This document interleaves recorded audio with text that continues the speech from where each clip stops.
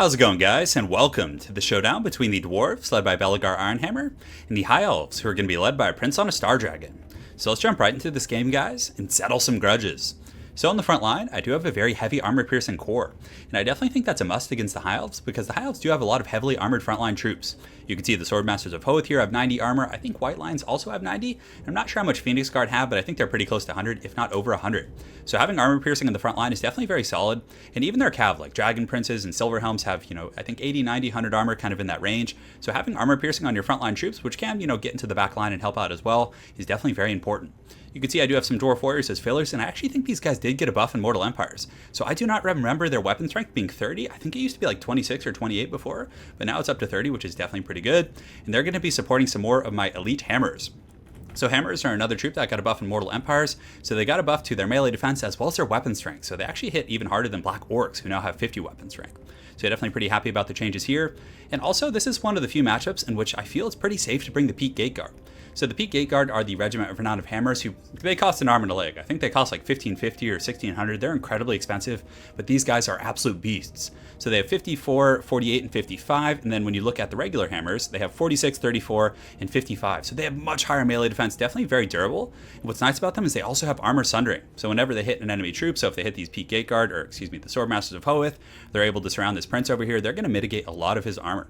Definitely a very strong unit, but I wouldn't recommend bringing these in matchups where the opponent has very heavy armor-piercing missiles. So I don't really like them against Dark Elves or against the Empire, or pretty much anyone, or even Starfire Shafts. Although I guess Starfire Shafts do get mitigated by magic damage, but against factions that have like heavy armor-piercing missiles or really good kind of isolation with nets, I'm not a big fan of bringing those guys. But here, the High Elves don't really have the best armor-piercing missiles.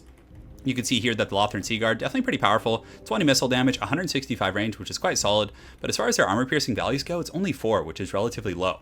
Whereas if these were like Dark Shards or something, these Peak Gate Guard would get taken down so quick and you would lose a lot of money on that trade. He does have a couple groups of the Eagle Claw Bolt Throwers in the back, which can do some pretty good work against the Peak Gate Guard, but still, I'm not terribly concerned about them. They're not like as devastating as other artillery are, and he's probably going to be going after my Thunders anyways. So that's my entire front line right there, just a bunch of armor-piercing troops. I do have the Grumbling Guard in the middle, definitely a must-bring in pretty much every matchup. These guys provide a nice little vigor aura of 18% to all nearby troops. And remember, guys, just a bit of a safety or a public safety announcement here. You need to make sure that that aura, you guys see that ring, is hitting the center mass. So right now, it's not even buffing any of my other troops, despite, I guess it is getting Belegar back here, but it's not getting these two troops. So in the battle fights, definitely make sure to kind of push them a little bit closer to the other troops so they get that aura. In the back, I do have a couple groups of Thunders, so one group here and one group here, and that's pretty much a must against the High Elves as well because, Star Dragons are very popular. Their breath attacks can honestly like one-shot a lot of very elite troops. They can do a ton of damage to your lords and just so much utility, so powerful. It has 580 weapon strength and really good armor-piercing attacks, which obviously is very good against the Dwarfs. So having Thunders and armor-piercing missiles to take these bad boys down, I think is a must. In the flanks of my army, I do have two groups of miners with blasting charges just to support, and had he brought like Silver Helms and other mobile units, it looks like he did invest in artillery instead of Silver Helms, but it's really nice to have a group of miners to kind of intercept them and block them down, and it's it's saved me on numerous occasions. I do in the back have the Dragonback Slayers, the Regiment of Renown of Slayers, who do have a nice slow ability. So with the power of the Dragonback, they actually imbue a flame weakness, which is pretty cool. If you bring a flame cannon, you can get some pretty sweet tactics. It's like Aquatics 2.0. And you can also get a speed debuff, which is pretty cool. And yeah, Death Blow, all kinds of other good stuff. And it looks like they do have a physical ward save, which I didn't notice before. Good stuff. I have a Runesmith here with the Rune of Wrath and Ruin, which now also slows. And of course, the Thane with the Tormentor Sword is one of the best answers against these big, scary dragons. So it looks like his Star Dragon is thinking about landing and clipping the wings of my formation, which is totally fine because you can see he's taking a bunch of Thunder Fire. So for my opponent, it looks like he has a pretty similar kind of front line to me. A lot of very elite armor-piercing troops and the Swordmasters of Hoth, and man, these guys look so cool. I think Swordmasters 1-to-1 would beat Hammers, but I think they would lose to the Peak Gate Guard. But a very expensive unit, and he's going to be filling with some spearmen here who have pretty high melee defense, and they also have shields, so if they do take any, handgunner fire or thunder fire, crossbow fire, they should be fine.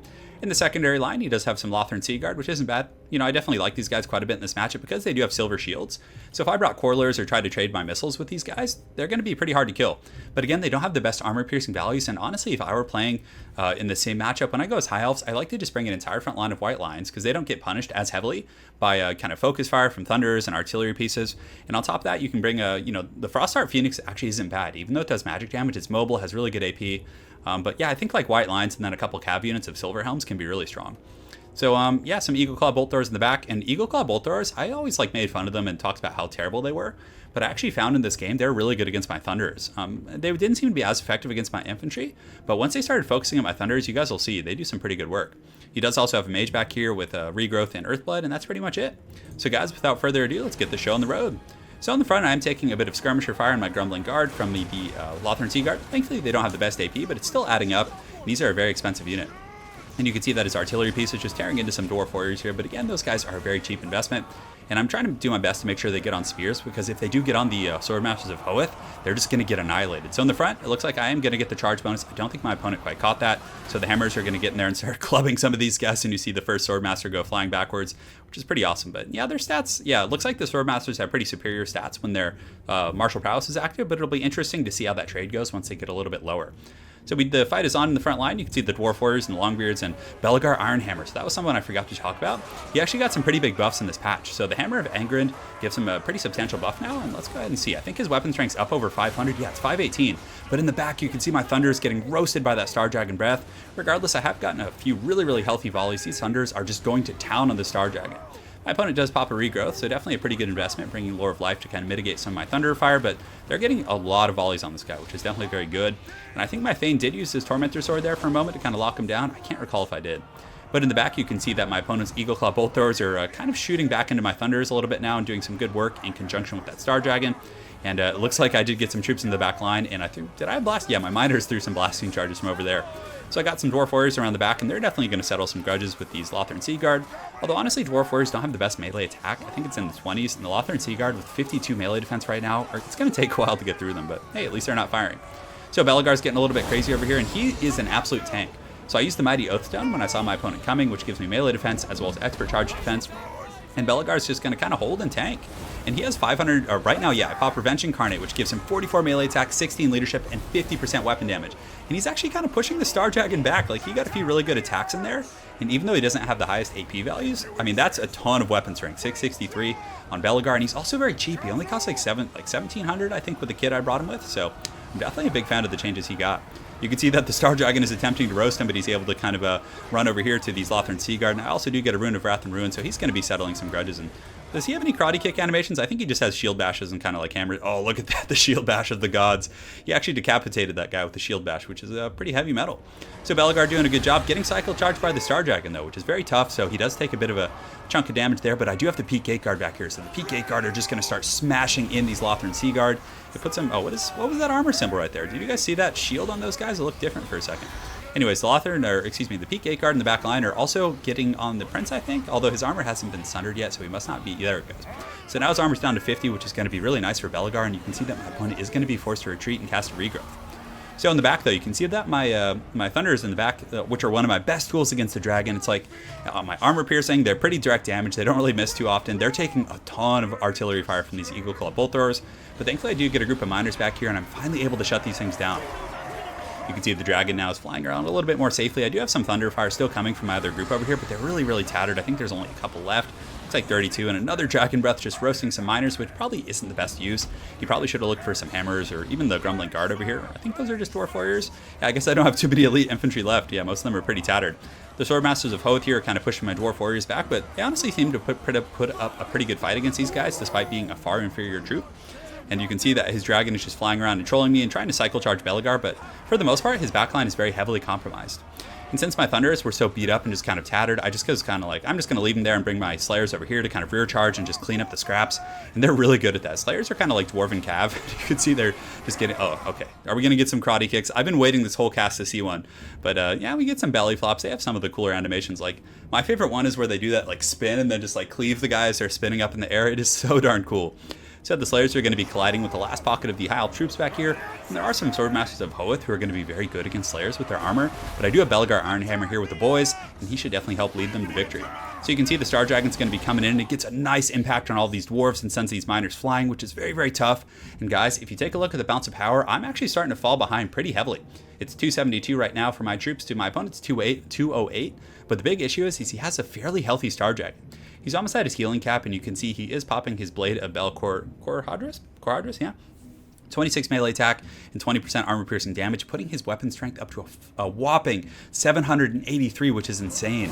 So Belegar took a ton of damage right there. He's at 517 HP, but you know, he is a very proud Dawi. He's going to keep fighting. You can see my Slayers are doing a little bit of harass right there, but man, it is looking pretty scary with that dragon around. You can see I tank a little bit further in the balance of power after that dragon charge, and it looks like my opponent is just going to be cycle charging right here, which is going to be really, really tough to deal with. So in the front, I do have some Dwarf Warriors kind of cleaning up the last of the Spearmen. My Runesmith and Thane buddy here are able to push back these Swordmasters of Hoeth, which is very nice. He sent that guy flying. Well, that was awesome. And the Thane's going to be charging up, and I do believe I have another charge, my Tormentor Sword, coming up relatively soon. So even though it looks really grim, I mean, he doesn't have much left in terms of actual troop density. And I still have the Thane, I have a Runesmith, that's okay. I mean, I think he has like 15 or at least 1,000 HP. So I should be able to put up a bit of a fight against that Prince right there, especially if I'm able to get a Tormentor Sword proc. And another thing that my opponent has to worry about are the Dragonback Slayers. So he jumps in there. I think he's trying to pick off Belegar. Belegar's at 33 HP, just standing proud just despite this. And I do get the Tormentor Sword.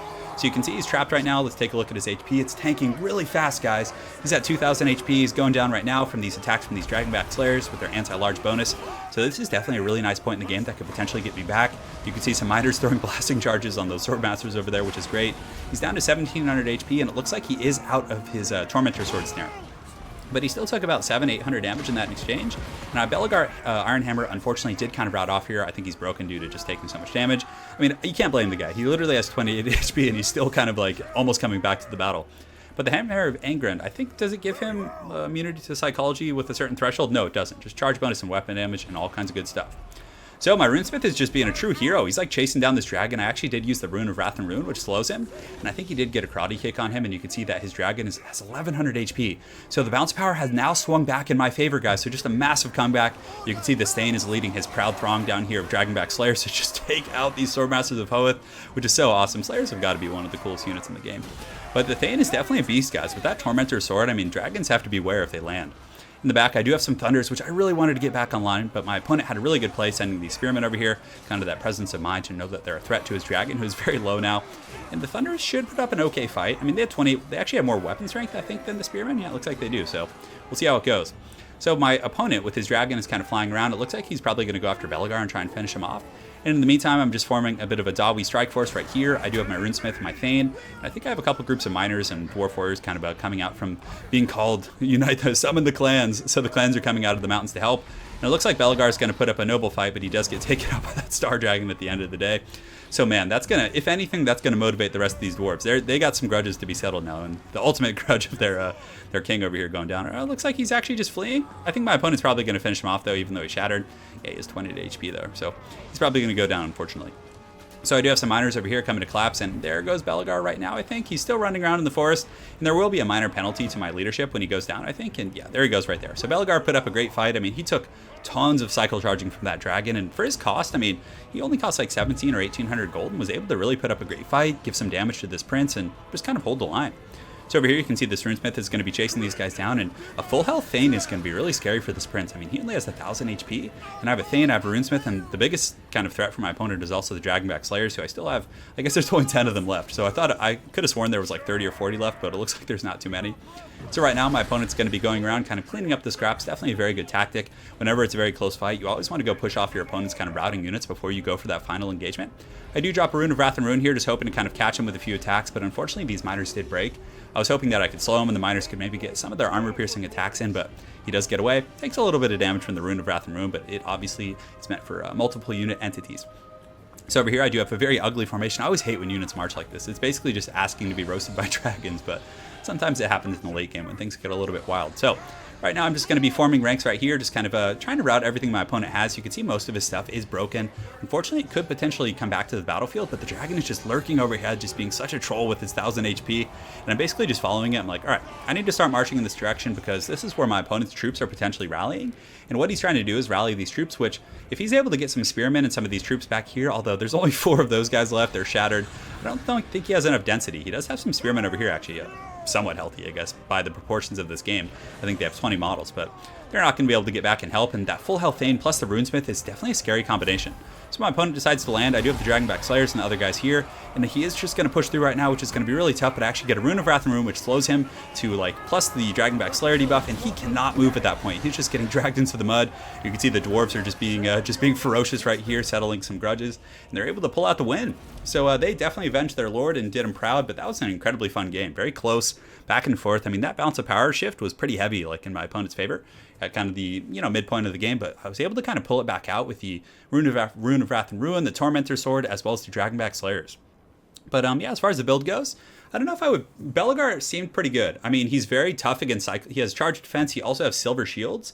So if your opponents decide to focus fire him with missiles, he's going to be very durable. He has nice AoE buffs to give charge defense to units like hammers, which don't have charge defense, and also melee defense. I really like the utility on him, and of course, Revenge Incarnate is super cool. The Thane, it's a must bring, at least one. I mean, it gives you so much utility. And against factions like High Elves or anyone who's going to be bringing dragons or monstrous units or cav, like, it's a must.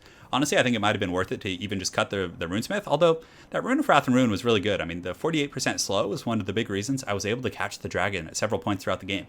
So even though it's not necessarily like doing damage, it's a really good kind of slowing tool. The Hammers and the Peak Gateguard, I mean, they perform really well. 104 kills, and they were fighting Swordmasters of Hoeth and pretty elite troops for the most part. We're taking, attacks from dragons. I mean, these guys really did well.